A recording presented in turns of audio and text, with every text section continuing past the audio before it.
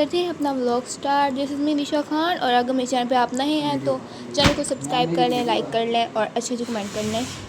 आज के व्लॉग का आगाज़ करते हैं। मम्मा और भाई जो हैं वो करके आए थे चेज़अप से शॉपिंग, और मम्मा अपनी फ्लैट वाइज जूती लेके आई थी, और मोमिन का एक ड्रेस लेके आई थी। और मोमिन जो है न्यू ड्रेस पहन के रेडी शेडी हो गया है, माशाल्लाह माशाल्लाह बोल दीजिएगा। और हमने कुछ बाहर से मंगवाया था स्पाइसी, मीन्स ये कि हमने मंगाए थे कबाब एंड मिसाले वाली रोटी, too much spicy and too much yummy. Then हमने खाए दाल चावल, एंड वो भी बड़े यमी थे, क्योंकि आपको पता है कि दाल चावल सबको पसंद होते हैं। दाल बनाई थी लेकिन उसके साथ हमने चावल भी बॉईल कर लिए थे। तो हम हर जुमेरात को मौला मुश्किल शाह शेर खुदा का मौज़ा पढ़ते हैं, हज़रत अली का। तो ये हमने रसगुल्ले ले लिए थे और साथ हम मौज़ा पढ़ रहे थे। हर जुमेरात को इंशाल्लाह पढ़ा करेंगे, इंशाल्लाह। और अभी पापा जो है कुकिंग कर रहे हैं। जी अस्सलाम वालेकुम। करते हैं अपना व्लॉग स्टार्ट। और आज हमारे घर स्पेशल कुछ फ्राइडे के लिए बनेंगे खाने, क्योंकि हमने फ्राइडे वाले दिन कुछ ख़ास खाने तैयार करने होते हैं। और वैसे भी हदीस में है कि फ्राइडे वाले दिन कुछ ख़ास दिन होता है, और ऐसे समझ लें कि आप ईद का दिन होता है, तो इसमें स्पेशल आप खाने तैयार करें और स्पेशल दिन गुजारें। तो इसीलिए हम भी फ्राइडे वाले दिन एक स्पेशल सा दिन गुजारते हैं। तो हमने सोचा चले आज हम 3 से 4 अदर खाने तैयार कर लेते हैं। और सबसे पहले मैंने तैयार किया मटन और कद्दू का सालन, क्योंकि आजकल कद्दू बहुत ज़्यादा आया हुआ है और ये बहुत ही वीआईपी सालन होता है, ठंडा सालन होता है। तो मैंने सोचा चले कद्दू को वो लेके मैं इनको साफ़ कर लूँ, और साफ़ करके फिर मटन को मैंने चढ़ा दिया था। और जैसे ही हमारा मटन कुक होगा तो फिर हम इसमें डालेंगे कद्दू, और कद्दू डाल के इनको करेंगे फ्राई।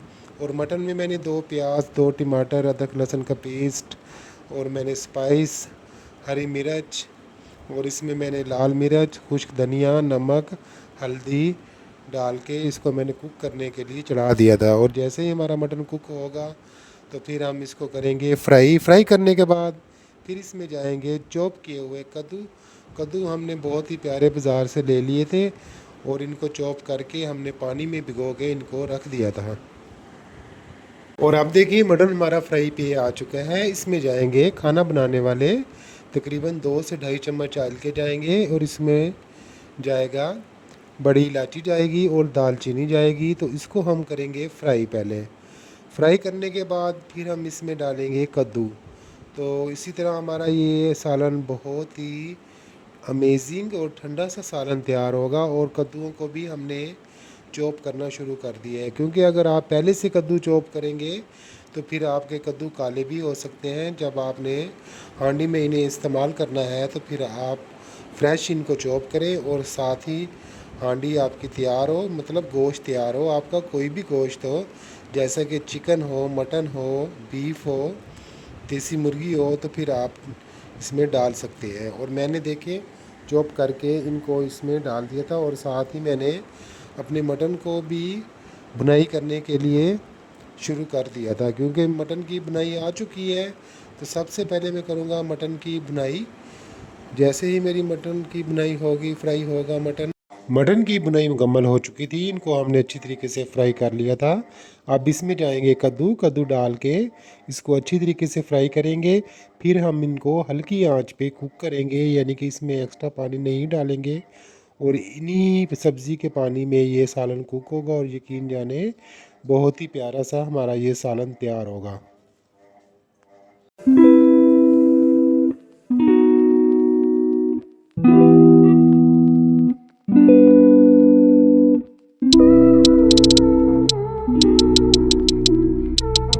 तो जी यहाँ पे हम बस मौज़ा पढ़ के ये बच्चों में तकसीम कर देंगे रसगुल्ले, और पानी भी पी लेंगे, और फिर सबको ये तकसीम करेंगे। अगर आप भी मौला अली के मानने वाले हैं तो मुझसे ज़रूर पढ़ा करें हर जुमेरात को। हम तो मानते हैं अल्हम्दुलिल्लाह, कौन कौन नहीं मानता, सभी मानते होंगे। माशाल्लाह से हमारा सालन कुक हो चुका है आपके सामने। ये देखें कितनी प्यारी सी इसकी लुक आ रही है। और हमारे घर में ज़्यादातर देसी खाने ही पसंद किए जाते हैं और तैयार किए जाते हैं, क्योंकि अगर बाहर के खाने हम खाएं तो उससे ये है कि आपकी सेहत बहुत ज़्यादा ख़राब होगी। तो इसीलिए हम लोग ज़्यादा देसी खानों को ही लाइक करते हैं। अगर मूड हो तो मंगा भी लेते हैं और ख़ुद भी तैयार कर लेते हैं।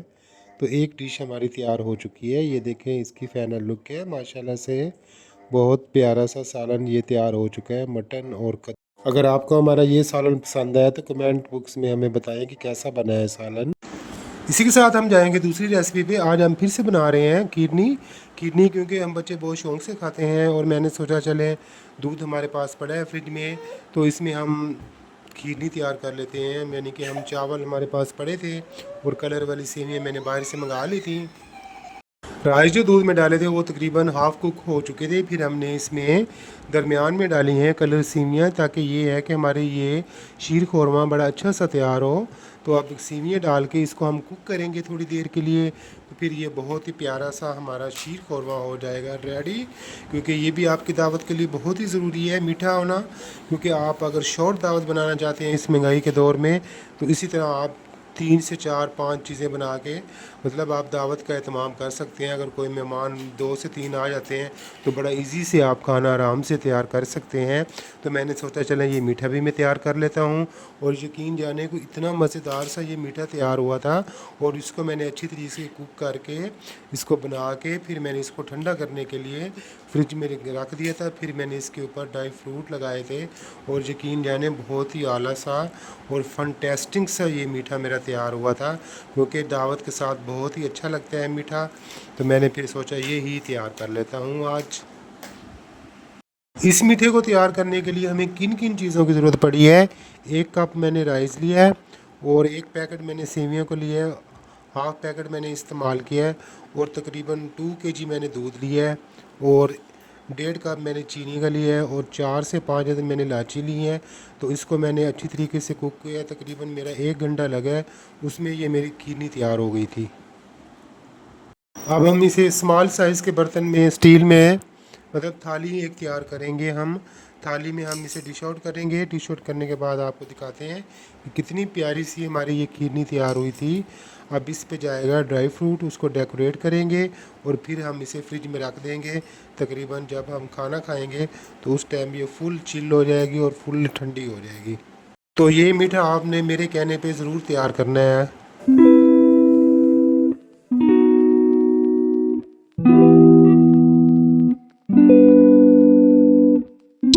चलें जी, खीरनी हमारी रेडी हो चुकी है बिल्कुल।